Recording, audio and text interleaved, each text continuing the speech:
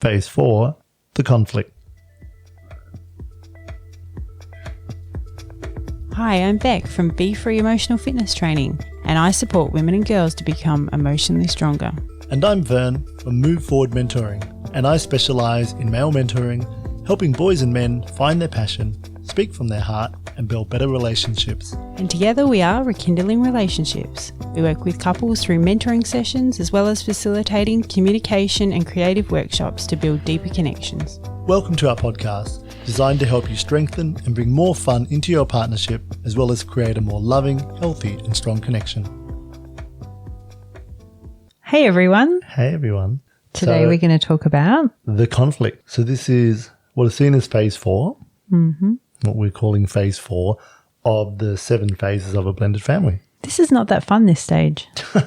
No, I don't think conflict is ever really fun, is it? No, but it kind of has to happen. It's like the relationship one. You kind of have to have it because there's growth or negotiation in that and change. Yeah. And there needs to be discussions and change. And when we discussed in a previous podcast about this whole business model, which they looked at businesses and how they grew, and they said that these are all the things that businesses need. They need to form, then they need to storm.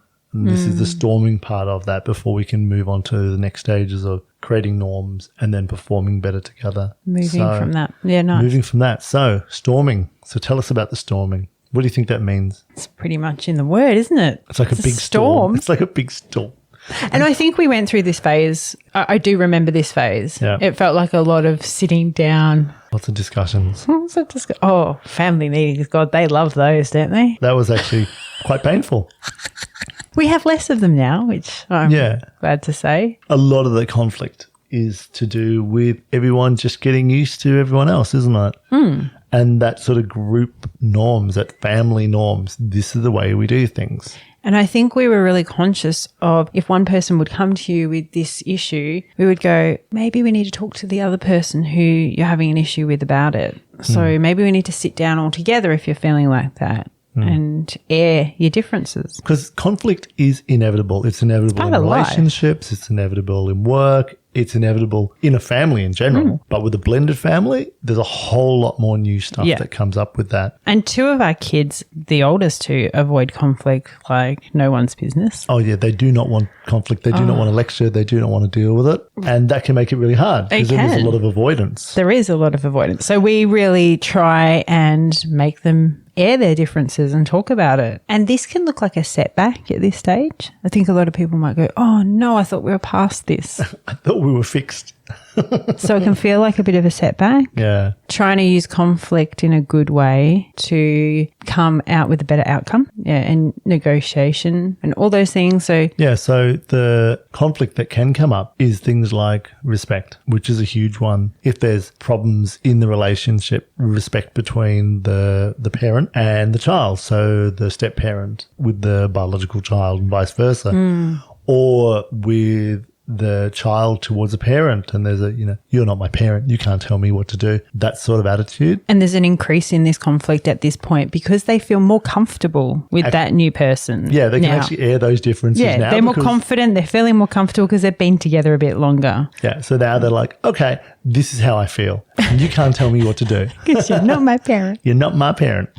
And that's an interesting thing because one thing we talked about in another podcast was the fact that you've got to connect with your stepchild rather than correct your stepchild. And it's so important. Yeah, and when there's correction and there's disciplining of the other children, that inevitably there's going to be some sort of conflict in there when you're trying to discipline someone else's children. Yes, they're now your children, but until you've moved to the point where you are one family, you're no longer this blended family, you've actually become the family, I think you're not able to really discipline. You have to actually communicate with the partner and the other parent and say, hey, we need to work on this, or this is going on, what can we do about it? That works well. Talking to the other parent and saying, hey, you need to get your child to sort it out because they're being a pain in the ass and I'm sick of it. My child wouldn't do that. My child is perfect. Your child's horrible. Yeah, that always works really well.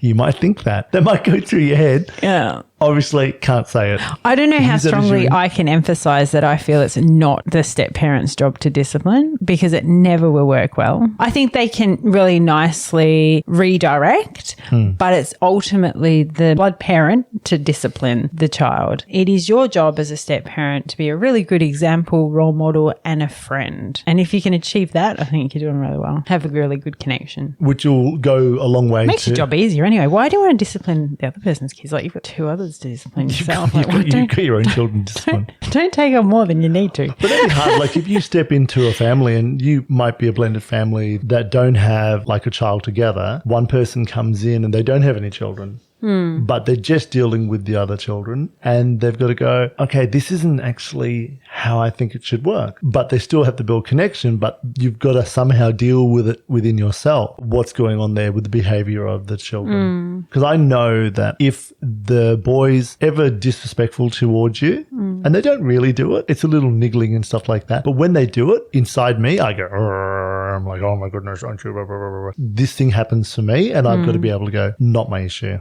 This is not my problem. All I've got to do is support you. Not my dog, don't walk it. Not my dog, don't walk it. Step away and breathe. Yeah, there's a lot of breathing. Step away I and would breathe. say that is a real good parent move. And I wish I could do that more. Oh, me too. Is just when I get to the point where I'm like, right, this is actually just doing my head in to just take a deep breath, turn around, walk away. So you should do that. Says the man who can't do that.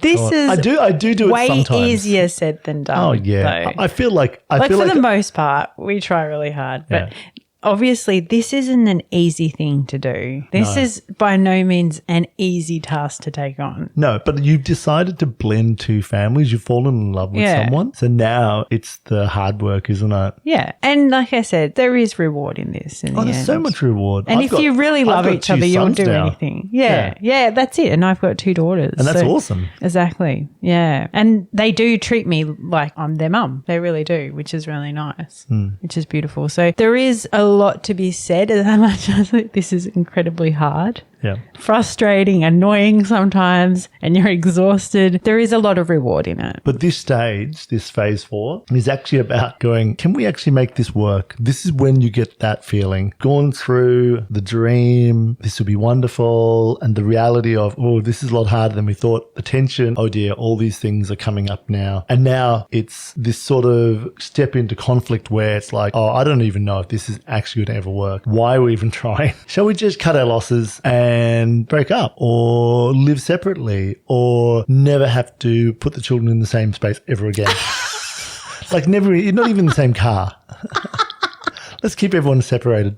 You might think that. I never thought that. I was just about to say, this is sounding like you felt this feeling before. Speaking from great passion. It just sounds too specific, doesn't it? If you can get through this next bit, which is about that storming, if you can weather the storm together, really, you've got to work on each other's relationship. You've got to be strong with your partner to manage all of that. Yes, 100%. Because this is really testing on your relationship. I reckon this is where things break. The statistics aren't great for blended families in the sense that, yes, 50% of marriages tend to break up. 70% of blended families do. Wow, that's because it's the second marriage or the third marriage.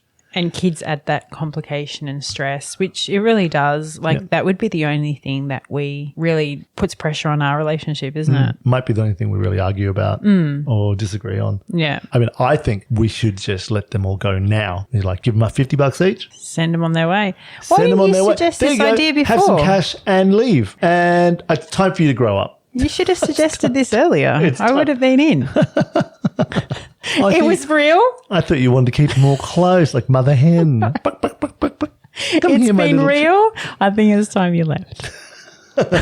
You know, children in other countries are working by now. Some are even married off by It now. might deal with some of that self-entitlement, which seems to come up as teenagers. It makes our lives even harder. It's so And they true. look at us just like, we're not doing that. Can't make me. Oh, I can make you. Watch me. In this stage, it is about taking a breath, really having some good discussions with your partner about what's coming up for everyone. Because the conflict that's happening in the family will also be impacting you. And you need to be able to work through it and realize it's not a zero-sum game. It's not a win-lose situation. You both have to win for the family to win. There's lots of negotiating. And that's what we're going to talk about next in phase 5. The negotiation. Thanks for listening. Please subscribe and follow us. And check out our website at rekindlingrelationships.com. Bye for now. See ya.